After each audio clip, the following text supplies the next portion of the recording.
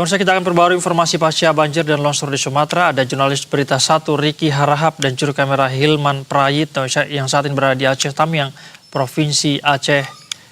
Ada juga rekan kami Delvi Neski yang akan melaporkan dari Padang, Sumatera Barat. Kita akan ke Ricky terlebih dahulu. Ricky, selamat sore.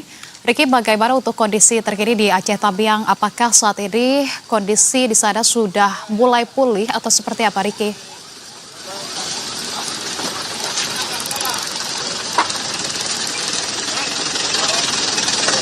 Ya, Said, Ica dan pemirsa, Aceh Tamiang belum pulih.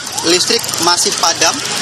Lebih dari 200.000 warga saat ini masih mengungsi. Ada 12 kecamatan di Aceh Tamiang, 207 desa, semuanya terimbas akibat banjir bandang yang terjadi pada akhir November lalu.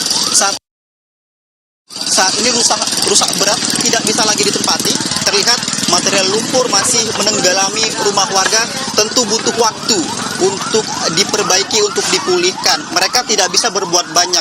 Sementara di sebelah sini, ini adalah rumah yang kemudian dibersihkan secara mandiri oleh warga. Karena mereka tidak ada pilihan daripada menunggu alat berat untuk membersihkan semuanya. Mereka memilih untuk membersihkan secara mandiri. Jadi ketinggian lumpur di sini cukup tinggi begitu. Tadi kami tanya kurang lebih sekitar selutut orang dewasa. Saat ini proses pembersihan sedang dilakukan secara mandiri oleh warga. Kita akan coba tanyakan. Permisi, selamat sore, Bang. Assalamualaikum. Waalaikumsalam. Dengan Abang siapa? Fahrul. Bang Fahrul, ini lumpurnya tebal sekali. Sudah berapa lama Abang bersihkan rumah ini? Ya kalau lumpur sekitar 3 hari, Bang. 3 harian. 3 hari. Karena ya, 3 hari juga. Ini sudah hari keberapa Abang bersihkan? Ya ini hari ketiga. Kenapa dibersihkan sendiri, Bang? Kenapa tidak menunggu bantuan dari alat berat seperti itu? Ya malum lah, Bang. Kita kan mau buka usaha nih, Bang. Jadi kalau kita nunggu mungkin terlalu lama karena kan hampir keseluruhannya Aceh Tamiang ini tertimpa musibah banjir untuk keseluruhannya, Bang. Jadi ya kita inisiatif bersihkan secara pribadi lah, Bang. Gitu. Abang sekarang rumahnya rusak, tinggal di mana, Bang? Ngungsi di mana, Bang? Sementara ini tempat adik ipar yang teman nih di Prabu Rifah. Bantuan, logistik, obat-obatan, apa udah diterima, Bang? Ya, alhamdulillah ada. Itu pun ya kita secara pribadi ke posko-posko yang udah didirikan dari pemerintah, ya untuk sementara ada. Ini kan listrik masih padam, Bang. Ya. Bagaimana kondisi Abang dan keluarga di malam hari? Kembali lagi lah ke zaman dulu, Bang. Di mana listrik nggak ada, ya alat apa adanya lah, Bang. Pakai kaleng kita buat seperti lampu teplok gitu, Bang. Kalau arah pencahayaan mungkin sebagian udah ada yang hidup untuk saat ini. Kalau untuk daerah kawasan sini mungkin sepenuhnya total lumpuh, nggak hidup listrik. Sudah ada pendataan untuk relokasi atau dibuatkan hunian sementara atau tetap, Bang? Belum ada. Untuk sementara ini belum ada. Cuma ya berharap lah ada bantuan dari pemerintah. Kalau memang teman-teman ataupun rumahnya hilang, ya berharap ada bantuan rumah gitu kan.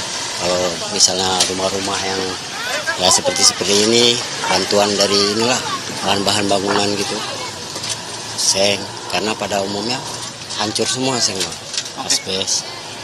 Baik, terima kasih Bang Fahrul. Silakan dilanjutkan lagi. Semoga cepat pulih dan bisa berkumpul dengan keluarga lagi, Bang ya.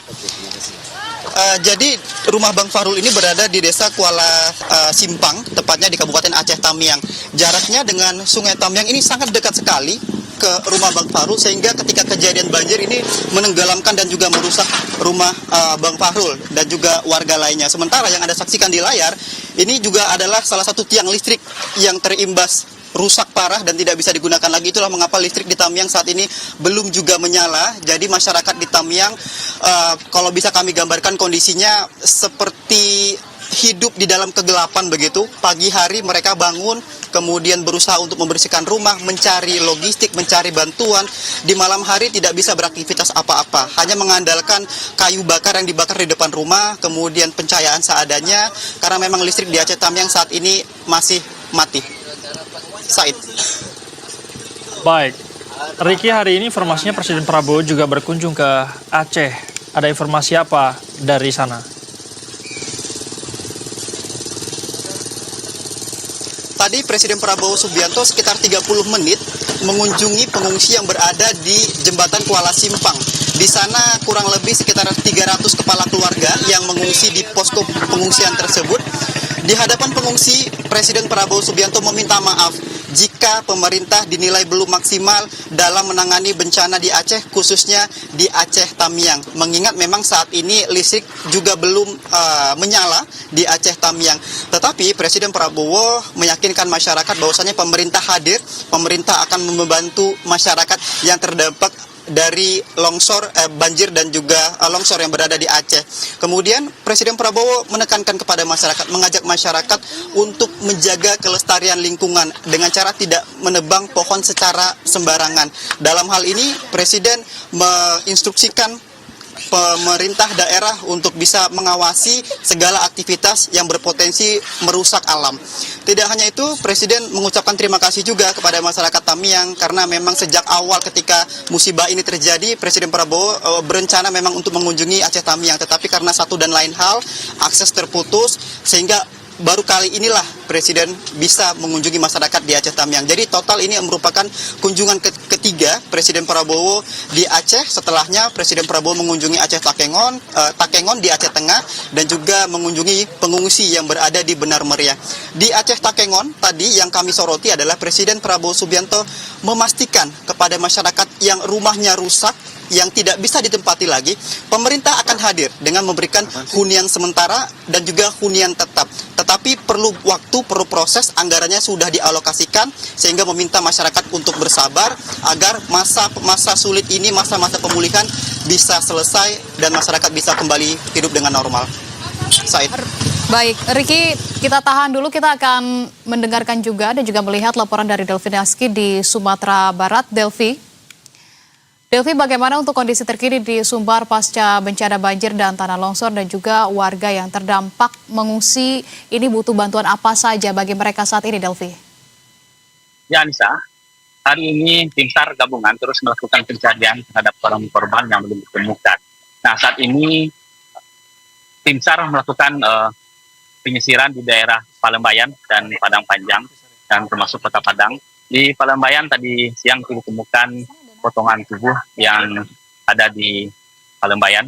Nah, saat ini potongan tubuh itu dibawa ke rumah sakit Bayangkara. Begitu, Ansa.